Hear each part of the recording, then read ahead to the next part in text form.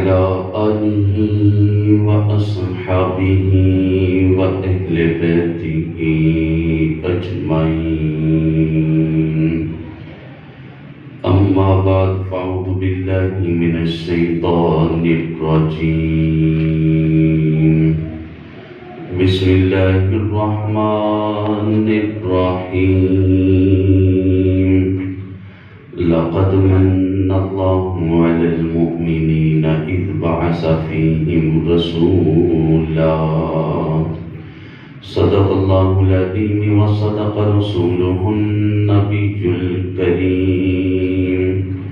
إن الله وملائكته يصلون على النبي يا أيها الذين آمنوا صلوا عليه وسلموا تسلیما. مل کے پڑھ لیں.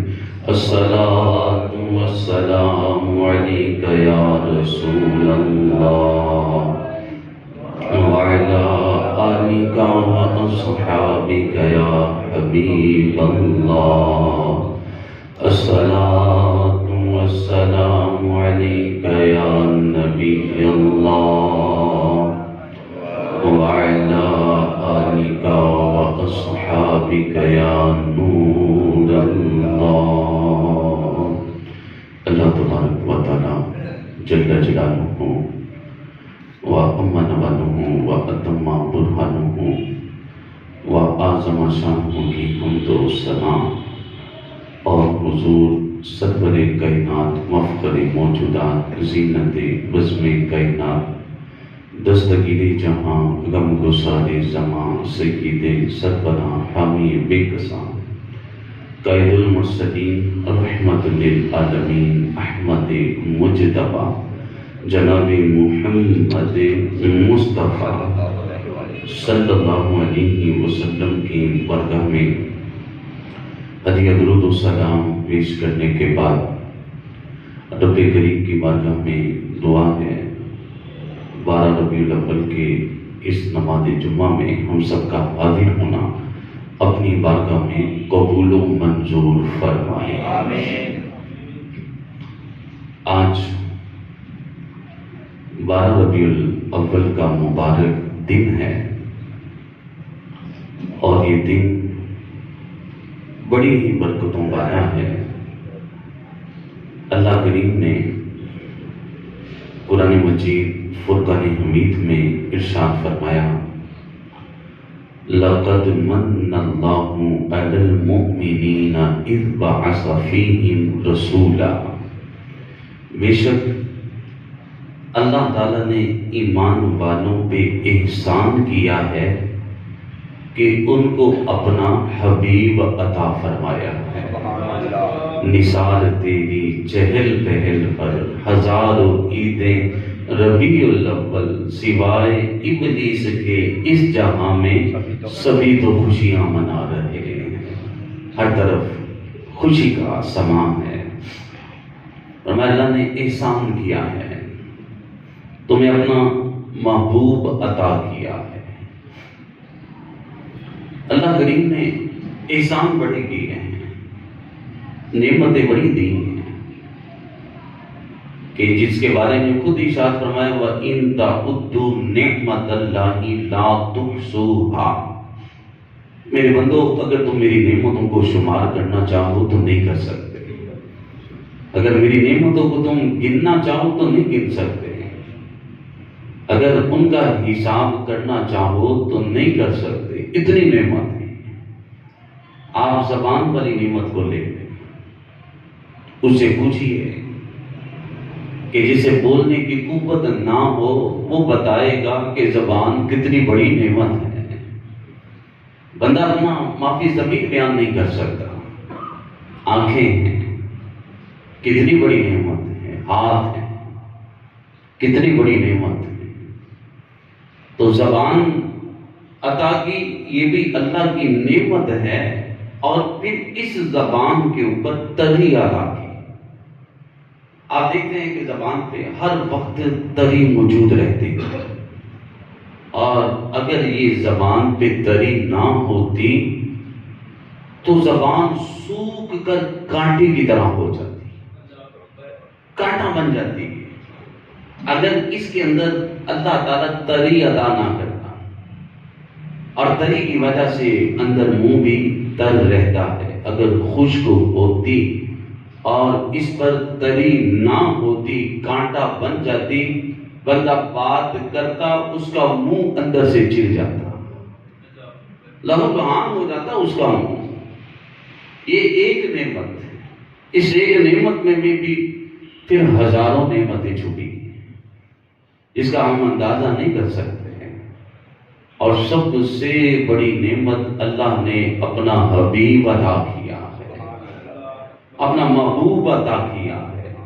اللہ کریم نے ارشاد فرمایا میں چھپا ہوا خزانہ تھا، تو پھر میں نے چاہا کہ میں اپنے آپ کو ظاہر کروں۔ میں چھپا ہوا خزانہ تھا، سب سے پہلے اللہ کی ذات۔ اب اللہ تعالیٰ نے اپنا تعارف کروانا تھا، دنیا والوں کو بتانا تھا۔ اللہ کریم نے مخلوقات کو پیدا کیا۔ اب چونکہ اللہ کی شانیں لامحدود ہیں، اللہ تعالیٰ کی صفتیں لامحدود ہیں، اس کی حد نہیں ہے کوئی، اللہ کی ذات کی کوئی حد نہیں ہے، اس کی شان کی کوئی حد نہیں ہے، اس کی صفات کی کوئی حد نہیں ہے، اور اس کے حسن کی بھی کوئی حد نہیں ہے۔ اللہ کے حسن کی بھی کوئی حد نہیں ہے۔ تو اللہ تعالیٰ نے اپنی ان ساری چیزوں کا، اپنی ذات کا، صفات کا، حسن کا یہ دلیل بنا کے پیش کرنا تھا، چونکہ کسی آنکھ میں یہ طاقت نہیں ہے کہ وہ اللہ کو دیکھ سکے، کوئی آنکھ ہمت نہیں رکھتی۔ حضرت موسیٰ علیہ السلام اللہ کے پیارے پیغمبر ہیں، دیدار کرنے جاتے ہیں، عرض کرتے ہیں اللہ دیکھنا چاہتا ہوں، صرف رحمت کی تجلی اللہ تعالیٰ نازل کرتا ہے تو جناب موسیٰ علیہ السلام بے ہوش ہو جاتے ہیں۔ اللہ کے نبی کی آنکھ میں بھی وہ طاقت نہ تھی کہ وہ اللہ کو دیکھ سکے، تو اللہ کریم نے اپنی دلیل بنا کے بھیجا، اپنے حبیب کو اپنی ربوبیت کی دلیل بنا کے بھیجا۔ دنیا میں اور بھی طاقت والی چیزیں تھیں اور ان کو اپنے تعارف کے لیے پیش نہیں کیا۔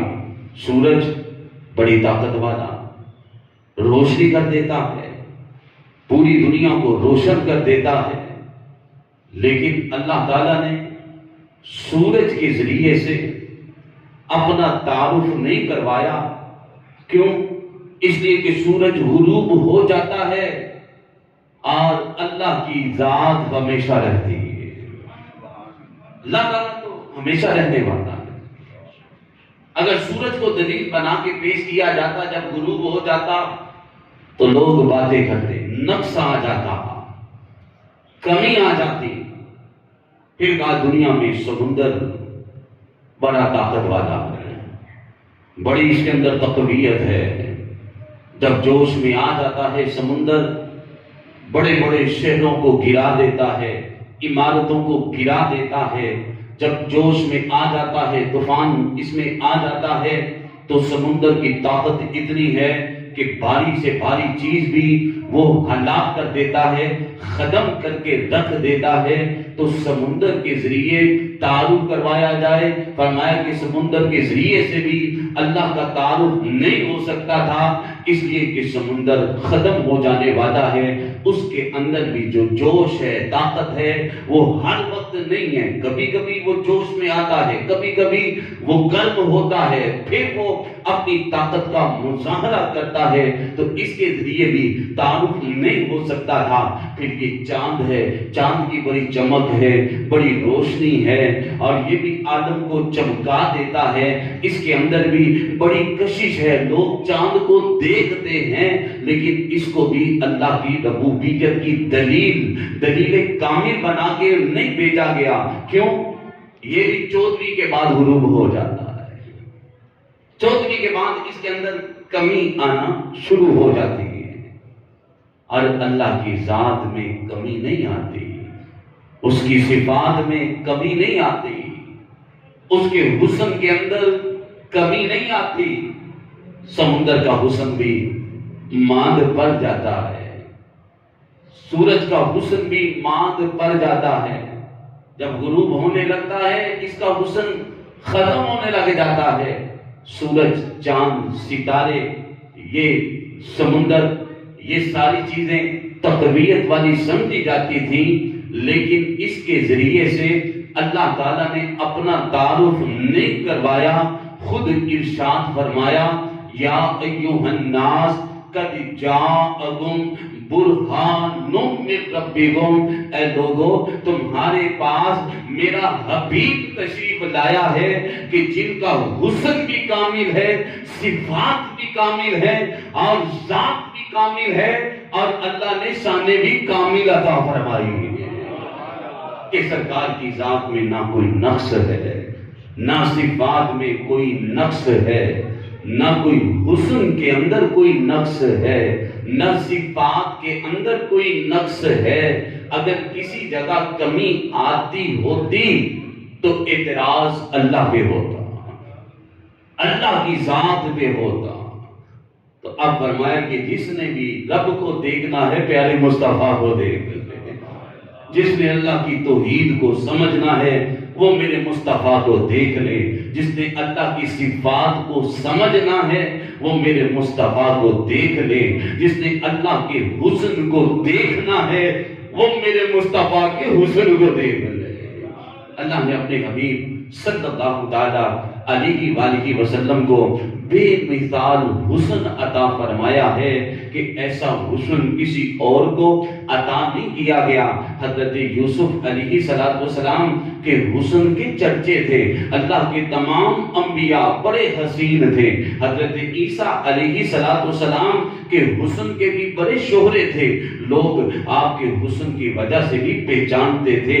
حضرت عیسیٰ علیہ السلام بھی حسین تھے، حضرت موسیٰ بھی حسین تھے، حضرت یعقوب بھی حسین تھے، حضرت ابراہیم بھی حسین تھے، خوبصورت تھے۔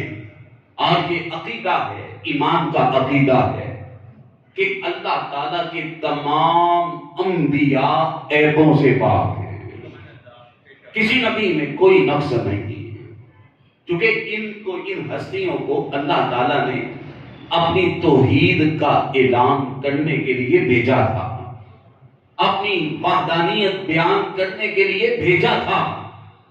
اور اگر ان میں سے کسی ہستی میں کوئی عیب کو تلاش کرے گا کافر ہو جائے گا، کافر ہو جائے گا۔ اور علماء نے تو اتنا ادب لکھا ہے، کہا کہ اگر کسی نے سرکار علیہ السلام کے لباس مبارک کے بارے میں یہ کہا کہ میلا ہے، کافر ہو جائے گا۔ یہ کہے کہ مٹی سرکار کے لباس سے برکتیں لوٹ رہی ہے، مٹی سعادتیں لے رہی ہے، یہ ہے ادب۔ اور ادنا سی بے ادبی بھی بندے کو کافر بنا دیتی ہے۔ اور یہی عقیدہ ہمارا تمام نبیوں کے بارے میں، تمام نبیوں کے بارے میں، کہ کسی نبی کے بارے میں ہلکی بات کوئی شخص نہیں کر سکتا، اگر وہ کرے گا دار اسلام سے خارج، مسلمان نہیں وہ رہ سکتا کہ اللہ کے کسی نبی کی وہ توہین کرے۔ اللہ نے حسن دیا، سارے نبیوں کو عطا کیا۔ حضرت یوسف علیہ السلام کے حسن کے چرچے مشرق و مغرب میں رہے۔ حضرت یوسف علیہ السلام کے حسن کے چرچے اتنے کہ خواتین آتی ہیں، سیب ان کے ہاتھ میں ہے، حضرت یوسف کو دیکھتی ہیں اور سیب کاٹتے کاٹتے اپنی انگلیوں کو کاٹ لیتی ہیں، ان کو پتہ نہیں لگتا ہے۔ حضرت عائشہ صدیقہ رضی اللہ تعالی عنہا آپ فرماتی ہیں کہ اگر مصر کی عورتیں میرے آقا کو دیکھ لیتی اپنی گردنوں کو کٹوا بیٹھتی۔ حضرت یوسف علیہ السلام کے حسن کا ایک پردہ تھا، ایک پردے کے پیچھے ان کا حسن چھپا تھا، اور کریم آقا صلی اللہ تعالی علیہ وسلم کے حسن کو اللہ کریم نے 70,000 پردوں کے پیچھے چھپا کے رکھا تھا۔ 70,000 پردوں کے پیچھے سرکار کا حسن اللہ نے چھپا کے رکھا تھا۔ اور یوسف علیہ السلام کا حسن یہ تھا کہ ایک مرتبہ آپ کے علاقے میں قحط سالی پڑ گئی ہے اور بارش نہیں برس رہی، اناج کی کمی آ گئی، خوراک کی کمی آ گئی اور یہ قحط سالی پڑ گئی ہے۔ لوگوں نے انتظامات کیے، سب کچھ ختم ہو گیا، جانوروں کا دودھ ختم ہو گیا، پانی ختم ہو گیا، خوراک ختم ہو گئی، اناج ختم ہو گیا۔ اب کہا گیا کہ کیا کیا جائے کہ لوگ بھوک سے مرنے لگے ہیں، پیاس سے مرنے لگے ہیں، قحط سالی کی وجہ سے لوگ مرنا شروع ہو رہے ہیں۔ تو کہا گیا، اعلان کیا گیا، فرمایا کہ آؤ حضرت یوسف کے حسن کو دیکھ لو، تمہاری بھوک بھی ختم ہو جائے گی، پیاس بھی ختم ہو جائے گی۔ یہ حضرت یوسف علیہ السلام کا حسن تھا کہ جو ایک مرتبہ آ کے آپ کو دیکھتا تھا، 3 مہینے اسے بھوک نہیں لگتی، 3 مہینے تک اسے پیاس نہیں لگتی تھی۔ اور میاں صاحب کہتے ہیں کہ 3 مہینے خلقت رجی ویگ یوسف کے آنی اور جنہ محمد عربی ڈٹھا اور رج کے دونوں جہانے، جنہ محمد عربی ڈٹھا اور رج کے دونوں جہانی۔ میرے آقا صلی اللہ علیہ وسلم کا حسن بے مثل و بے مثال ہے، کیونکہ اللہ تعالیٰ کی توحید کی دلیل بن کے تشریف لائے ہیں۔ فرمایا قد جاءکم برہان من ربکم، تمہارے پاس سراپا دلیل آ گیا ہے، سراپا معجزہ آ گیا ہے۔ اللہ تعالیٰ نے انبیاء کو معجزے دیے ہیں، کسی نبی کو 1 معجزہ دیا، کسی کو 2 دیے، کسی کو 5 معجزے دیے، کسی کو 10 معجزے دیے، کسی کو 20 معجزے دیے، کسی کو 24 معجزے عطا کیے۔ اور علماء نے لکھا کہ بس زیادہ سے زیادہ تعداد 24 تک ہے۔ انبیاء کو جو معجزے ملے ہیں ان کی تعداد 24 پہ آ کے ختم ہو جاتی ہے، اور اللہ کریم نے اپنے حبیب صلی اللہ علیہ وسلم کو سر سے لے کر پاؤں تک سراپا معجزہ بنا کے بھیجا ہے۔ ہر ادا سرکار کی معجزہ ہے، ان کی زلفیں بھی معجزہ، ان کے دانت مبارک بھی معجزہ، ان کی آنکھیں بھی معجزہ، ان کا امامہ بھی معجزہ، ان کا لباس بھی معجزہ، ان کے ہاتھ بھی معجزہ، ان کے ہاتھوں کے ناخن پاک بھی معجزہ اللہ نے بنائے ہیں، ان کا لعاب دہن بھی معجزہ ہے۔ سرکار کی ہر ادا اللہ نے معجزہ بنا کے بھیجی ہے۔ میرے آقا صلی اللہ تعالی علیہ وآلہ وسلم کی آمد سے پہلے ہی سرکار کے معجزات، سرکار کی صفات، سرکار کے حسن کے چرچے یہ سابقہ کتابوں کے اندر موجود تھے، اور انتظار تھا، ساری دنیا کو انتظار تھا، اور لوگ انتظار کرتے رہے ہیں۔ اللہ تعالیٰ کے تمام انبیاء سرکار کا انتظار کرتے رہے ہیں۔ 30واں سپارہ ہے، وَإِذْ أَخَذَ اللَّهُ مِيثَاقَ النَّبِيِّينَ لَمَا آتَيْتُكُم مِّن كِتَابٍ وَحِكْمَةٍ ثُمَّ جَاءَكُمْ رَسُولٌ مُصَدِّقٌ لِّمَا مَعَكُمْ لَتُؤْمِنُنَّ بِهِ وَلَتَنصُرُنَّهُ۔ فرمایا کہ اللہ تعالیٰ نے عالم ازل کے اندر گروہ انبیاء سے عہد کیا، فرمایا کہ یاد رکھو کہ جب تم میں سے کسی کے زمانے میں میرا حبیب تشریف لے آئے تو پھر تم نے اپنے معاملات کو چھوڑنا ہے اور ان کی تصدیق کرنی ہے۔ لَتُؤْمِنُنَّ بِهِ، اور ضرور تم نے ان پہ ایمان بھی لانا ہے اور ان کی مدد بھی کرنی ہے تو تمام انبیاء حضرت آدم سے لے کر حضرت عیسیٰ تک یہ انتظار کرتے رہے اور دعائیں کرتے رہے کہ اے اللہ اپنے نبی کو بھیج دے، اپنے نبی کی ولادت فرما دے۔ حضرت ابراہیم علیہ السلام سرکار کی آمد کے تذکرے کرتے رہے، سرکار کی آمد کی دعائیں کرتے رہے، اور وہ مقام جو مقام ابراہیم ہے کہ جو مکہ پاک میں صحن کعبہ میں یہ مقام ابراہیم یہ موجود ہے، اور جہاں حکم ہے کہ تم مقام ابراہیم کو مصلی بناؤ، وَاتَّخِذُوا مِن مَقَامِ إِبْرَاهِيمَ مُصَلًّى، ایک مقام ابراہیم کو مصلی بناؤ، تم عمرہ کرو، آگے یہاں نوافل پڑھو، حج کرو، یہاں آ کے نوافل پڑھو، کعبے کا طواف کرو تو یہاں آ کر نوافل پڑھو۔ مقام ابراہیم کو یہ شانیں کیوں ملی ہیں، اتنی عزتیں کیوں ملی ہیں، اتنی شان کیوں ملی ہے، اتنی عظمت کیوں ملی ہے، اتنی رفعت کیوں ملی ہے، اتنی بلندی کیوں ملی ہے؟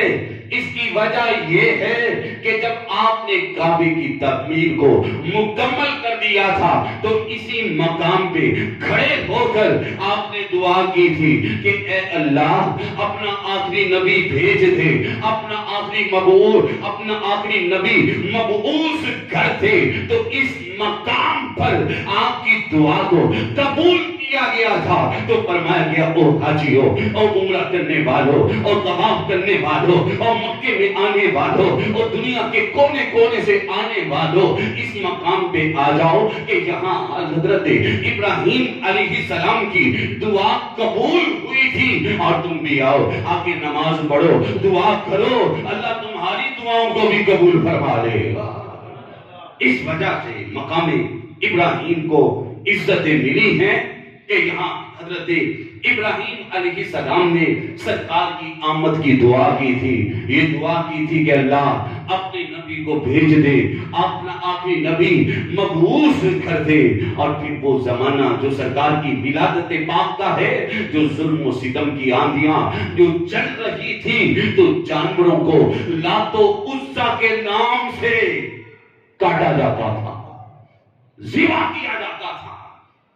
مکے میں کفار کے بڑے بت تھے، اور جو دو بڑے بت تھے ان کا نام لات و عزا تھا، لات و عزا ان کا نام تھا۔ اور حضرت آمینہ رضی اللہ تعالی عنہا آپ فرماتی ہیں کہ جب اللہ کی امانت میرے بطن اتھر میں آ گئی اور میں گزری، میں لات و عزا کے قریب سے گزری، اور لات و عزا یہ رونے لگے، ان سے چیخوں کی آوازیں آنے لگی، اور یہ منہ کے بل زمین میں گر پڑے تھے۔ بت شکن آیا یہ کہہ کر سر کے بل بت گر پڑے، جھوم کر کہتا تھا کعبہ الصلاۃ والسلام، جھوم کر کہتا تھا کعبہ الصلاۃ والسلام۔ اور پھر وہ وقت جو سرکار کی آمد پاک کا وقت ہے، جو سرکار کی ولادت پاک کا وقت ہے، یہ بڑا خاص وقت ہے، اور اس وقت کے بارے میں فرمایا گیا کہ یہ جو 12 ربیع الاول کی رات گزری ہے، اس رات کو لیلۃ القدر سے بھی افضل رات کہا گیا ہے، فضیلت والی رات کہا گیا ہے، کیونکہ لیلۃ القدر ہمیں ملی ہے سرکار کی رحمت کی بدلے میں ملی ہے، سرکار کے قدموں کی برکت سے ملی ہے، اور جو 12 ربیع الاول کی رات ہے وہ سرکار کی ولادت کی رات ہے، اور اس کے صدقے میں ہی تو سب کچھ ملا ہے۔ تو سرکار کی آمد ہوئی تو مکے میں کفار کے جو بت تھے ولادت کے وقت، وہ سارے کے سارے بت منہ کے بل اوندے گر گئے تھے۔ کفار حیران ہو گئے کہ یہ کیا ہوا، آج بت زمین پہ کیوں گر پڑے؟ آپس میں پوچھنے لگے، آج تم بتاؤ، کہنے لگے میرا آج بت گر گیا تھا، دوسرا کہتا میرے گھر میں بھی جو بت ہے وہ گرا تھا، تیسرے سے پوچھا کہتا میرے گھر میں بھی گرا تھا، یہاں تک کہ پورے مکے کے اندر جتنے بھی بت تھے سرکار کی آمد کے وقت زمین پہ گر گئے تھے. میرے آقا صلی اللہ علیہ وسلم کی آمد پاک ہے، خوشی کا سامان ہے، ہر طرف خوشی ہی خوشی ہے. جو دعائیں اللہ کے نبی کرتے رہے، جانور کرتے رہے، کیونکہ جانور لات و عزا کے نام سے کاٹے جا رہے تھے تو جانور بھی فریاد کر رہے تھے، اے اللہ بھیج دے اپنے آخری نبی کو، بھیج دے، یہ ظلم ہم پہ کیا جا رہا ہے، ہمیں بتوں کے نام پہ کاٹا جا رہا ہے، تو اے اللہ اپنا حبیب بھیج دے تاکہ ہماری گردنوں کو تیرے نام پہ کاٹا جائے، تیرے نام سے ذبح کیا جائے. جانور بھی فریادیں کر رہے ہیں. اور جب ولادت پاک ہوتی ہے تو مشرق کے جانور مغرب کی طرف چلتے ہیں، مغرب والے جانور مشرق کی طرف چل پڑتے ہیں اور آپس میں ملتے ہیں تو ایک دوسرے کو سرکار کی ولادت کی مبارک پیش کرتے ہیں، مبارکباد دیتے ہیں. حضرت عبد المطلب رضی اللہ تعالی عنہ سرکار کے دادا جان ہیں. آپ فرماتے ہیں سرکار علیہ الصلوۃ والسلام کی جب آمد پاک ہوئی ہے، سرکار کی ولادت پاک ہوئی ہے، میرے دل میں یہ چاہا کہ میں جاؤں کعبے کا جا کے طواف کروں اور اللہ تعالیٰ کا شکر ادا کروں. اور وہ دن جو 12 ربیع الاول کا دن ہے اور 12 ربیع الاول کی جو صبح کا وقت ہے کہ صبح شادی کے وقت سرکار کی آمد ہوئی، سرکار کی ولادت کا وقت صبح شادی کا وقت ہے کہ یہ فجر سے پہلے جو اذان کا وقت ہے نا، یہ صبح شادی کا وقت ہے. تو اس وقت سرکار کی ولادت پاک ہوئی. میرے آقا اس دنیا میں تشریف لائے ہیں اور سارے عالم کو آپ نے چمکایا ہے. تو کفار کا یہ انداز ہوا کرتا تھا، ان کا رواج ہوا کرتا تھا کہ صبح سویرے آتے تھے، صحن کعبہ میں آ کے بیٹھا کرتے تھے. اور آج کے دن 12 ربیع الاول کے دن جب صبح کے وقت آ کے وہ بیٹھتے ہیں تو آپس میں گفتگو کرتے ہیں، آپس میں ان کی گفتگو چلتی ہے. ایک بولتا ہے، کہتا ہے کہ یار آج پتہ نہیں کیا وجہ ہے کہ میں نے غور کیا ہے کہ مکے کے پہاڑوں سے بھی بینی بینی خوشبو آ رہی ہے. دوسرا بولا کہنے لگا ہاں مجھے بھی فیل ہو رہا ہے، محسوس ہو رہا ہے مجھے بھی، ہاں یار آج مکے کے پہاڑوں سے خوشبو آ رہی ہے. تیسرا بولا کہنے لگا کہ آج میں نے بڑا عجیب منظر دیکھا. آج صبح میں اپنے جانوروں کے پاس گیا تھا اور دیکھا کہ ان کے تھن دودھ سے فل ہو چکے تھے. جو پہلے دودھ نہیں دیتے تھے آج وہ بھی دودھ دینا شروع ہو گئے. چوتھا بولا کہنے لگا یار صبح سویرے ہمارے دروازے پہ فقیروں کی لائن لگ جاتی تھی، مانگنے والے آ جاتے تھے، لیکن پتہ نہیں کیا وجہ ہے کہ آج صبح ہمارے دروازے پر کوئی بیکاری نہیں آیا، کوئی مانگنے والا نہیں آیا. پانچواں بولا ہے کہتا ہے یار میرا باپ بیمار تھا اور آج صبح میں نے دیکھا ہے بنا دوا کے وہ تندرست ہو گیا ہے. تو کسی نے کہا کہ میرا باپ خشک ہو چکا تھا اور آج صبح جب باغ میں گیا تھا تو سارے درختوں پہ مجھے پھل بھی نظر آ رہے تھے، پتے بھی نظر آ رہے تھے. آج کیا ہوا ہے کہ آج درخت بھی ہرے ہو گئے، درختوں پہ پھل بھی لگ گئے، آج دروازے پہ کوئی فقیر بھی نہیں آیا ہے اور آج میرا والد بھی صحت یاب ہو گیا ہے. یا بتاؤ یہ مکے میں یہ تبدیلی کہاں سے آ گئی؟ یہ انداز مکے کا کیسے تبدیل ہو گیا؟ اتنے میں ایک اور کافر آ جاتا ہے، آ کے کہتا ہے کہ او سرداران مکہ آپس میں گفتگو کرتے ہو، کس ملک میں تجارت کا ارادہ رکھتے ہو، کہاں جا رہے ہو؟ چونکہ یہ لوگ سفر کیا کرتے تھے، تجارت کیا کرتے تھے تو آپس میں گفتگو کرتے ہیں، کہتے کہ بتاؤ کہاں جا رہے ہو؟ آنے والا کہتا ہے کس ملک کا ارادہ رکھتے ہو؟ تو سرداران مکہ کہنے لگے اور آنے والے یہ مکے کا ماحول تمہیں نظر نہیں آتا؟ یہ نہیں دیکھتا کہ دیکھو تو صحیح آج تو مکے کے پہاڑوں سے خوشبو آ رہی ہے. یہ کہتا ہے میرا سوکھا باغ بھرا ہو گیا ہے، یہ کہتا ہے کہ میرے جانوروں نے دودھ دینا شروع کر دیا ہے، یہ کہتا ہے کہ میرا باغ تندرست ہو گیا ہے تو آنے والا سردار کہنے لگا کہ او سرداران مکہ، جو میری آنکھوں نے دیکھا ہے وہ تم نے نہیں دیکھا ہے، اگر میں تمہیں بتا دوں گا تو تمہیں بڑا تعجب ہوگا۔ آنے والا سردار کہنے لگا کہ او سرداران مکہ، آج صبح میں کعبے کا طواف کرنے گیا تھا، کعبے کا طواف کر کے جب میں واپس پلٹ رہا تھا تو میں نے دیکھا خاندان سردار، خاندان قریش کے سردار جناب عبد المطلب کو میں نے دیکھا تھا، ان کی گود کے اندر ایک حسین بچہ تھا، ایک خوبصورت بچہ تھا۔ میں نے کہا کہ عبد المطلب یہ کون ہے؟ جناب عبد المطلب فرمانے لگے یہ میرا پوتا محمد صلی اللہ علیہ وسلم ہے اور ان کی آج ولادت پاک ہوئی ہے، میں کعبے کا طواف کرنے آیا ہوں، اللہ کا شکر ادا کرنے آیا ہوں۔ یہ سردار کہتا ہے، اپنے ساتھیوں سے کہتا ہے کہ جب عبد المطلب کعبے کی طرف جا رہے تھے تو میں مڑ کے میں کعبے کو دیکھ رہا تھا تو میری آنکھیں یہ فیصلہ نہ کر پائیں کہ عبد المطلب آج کعبے کی طرف جا رہے ہیں یا پھر کعبہ خود چل کر جناب عبد المطلب کی طرف آ رہا ہے۔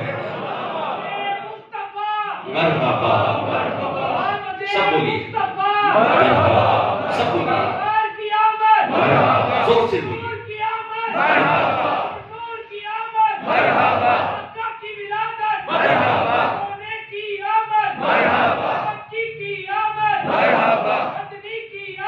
مرحبا، مرحبا،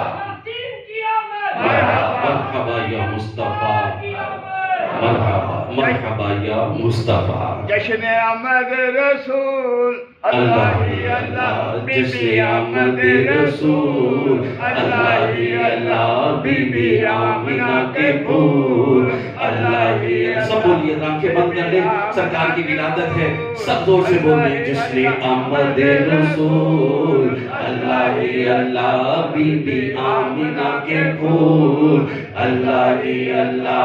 جب کہ سرکار تشریف لانے لگے، حوا مریم بھی خوشیاں منانے لگے، آمینہ دیکھ کر سب کو کہنے لگی، آمینہ دیکھ کر مسکرانے لگی، اور بی بی آمینہ کے پھول اللہ ہی اللہ، جشن آمد رسول اللہ ہی اللہ۔ سرکار کی آمد پاک ہے اور کہتے ہیں میں دیکھ رہا ہوں، آج آنکھیں یہ فیصلہ نہیں کر پا رہی کہ عبد المطلب جا رہے ہیں، یہ کعبہ خود چل کے آ رہا ہے۔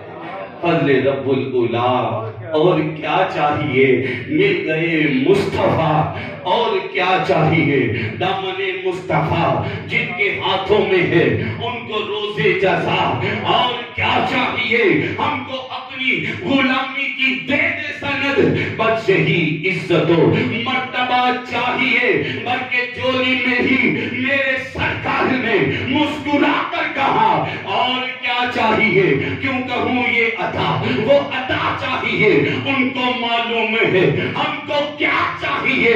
عاشقان نبی کے ہے دل کی صدا، سبز گنبد کے سائے میں گھر چاہیے، سبز گنبد کے سائے میں گھر چاہیے۔